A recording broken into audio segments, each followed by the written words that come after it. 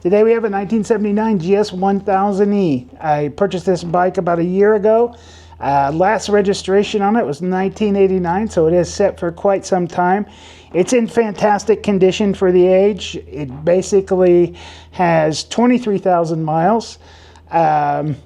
Has a lot of stock stuff. The stock stickers are still on. Stuff like the swing arm stickers, which are usually long gone in most of these bikes. The emblems are all there. It's got some bangs and dings.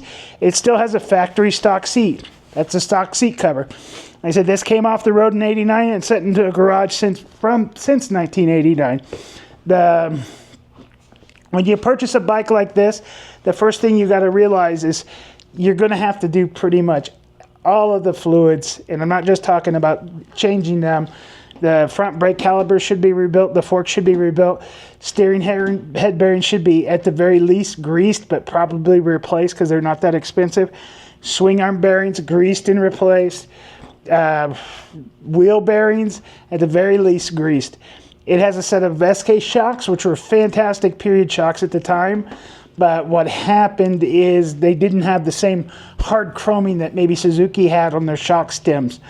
They basically pit, and so as good as they look, they're going to have to go away.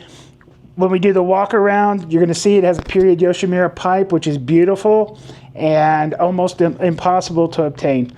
On this particular model, I got tucked out of it by a really good friend of mine. He's a road racer from England. He's an exporter, and he basically talked me out of it. So I'm going to do the reservice on it, and he's going to keep it as a street bike because he had one when he was young and he wants to ride one now.